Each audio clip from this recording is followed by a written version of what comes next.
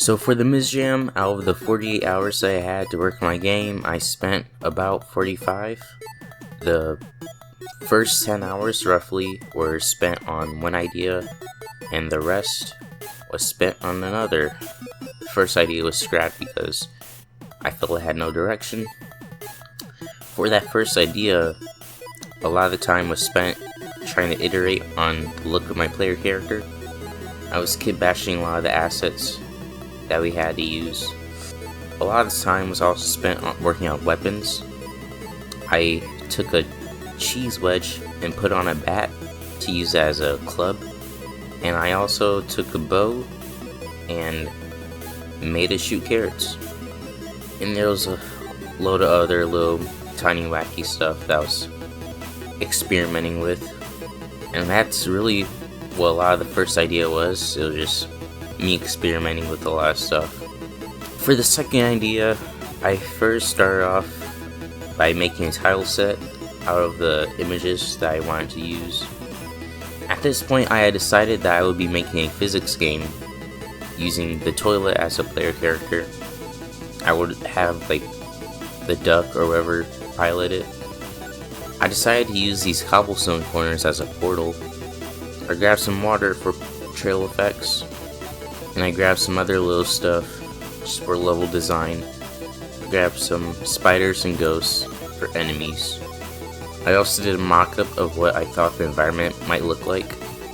I was planning on using some basic environment stuff. I was going to use the grid, the checkerboard, as a background for the level. I also wanted to have like keys and gates. I used this little sprite here to indicate when a gate was open. After that, I started working on the player movement. It's pretty simple, just velocity, gravity.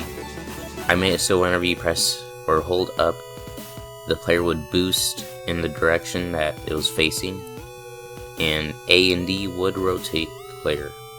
I was also planning for this to be a rage game, so I did make it a little hard to control, but nothing you can't master.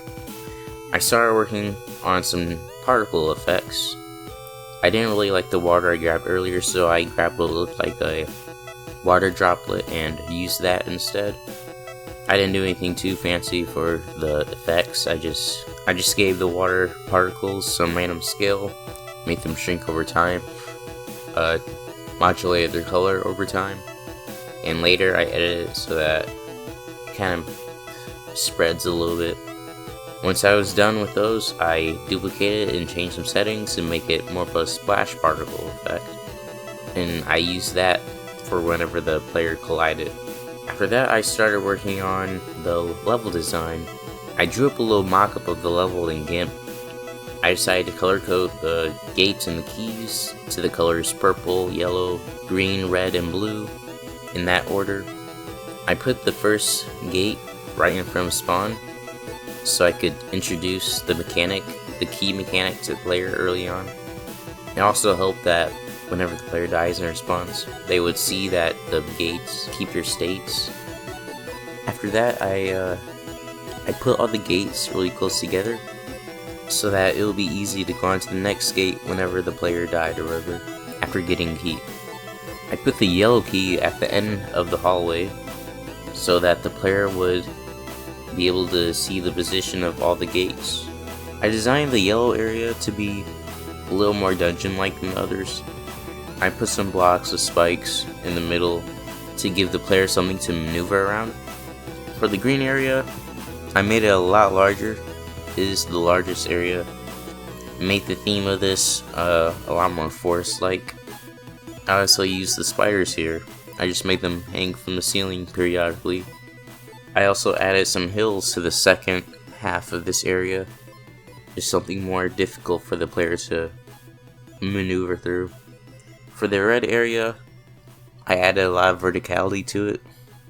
It's definitely one of the hardest to move through. The player would have to control their fall.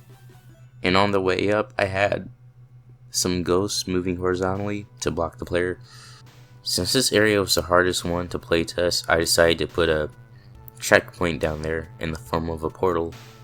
The next area was my favorite personally, the blue area. Then in the first half of it, it has a water zone, which changes the physics of the player. The gravity gets lowered, the rotation speed is doubled. I think it's a fun change, and it definitely is meant to trick up the player a little bit, but still not as challenging as the last area. Getting past the spiders and the spikes and getting to the final portal completes the level and beats the game. Also, for the background, like I said before, I used the checkerboard texture. I gave it a parallax effect, and I changed the color whenever you entered an area.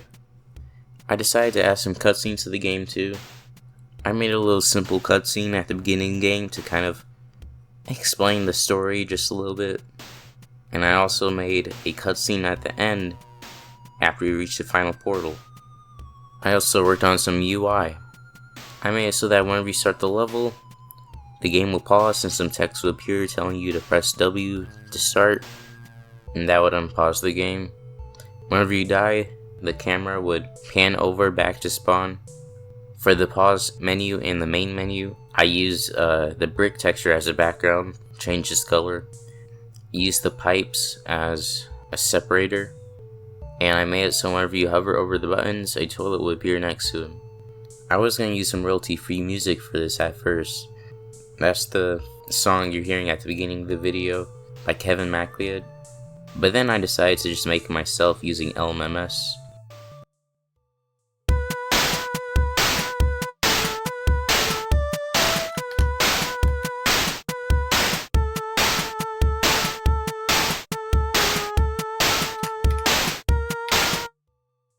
After I finished making that song, I edited the instruments a little bit to make a calmer version, a softer version for the main menu.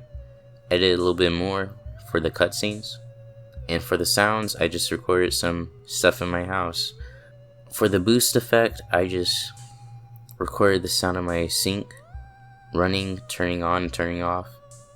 The sound you hear whenever a player exits a portal is just the sound of a toilet flushing, with the pitch turned down and the speed turned up, and the splash effect was just made using LMMS.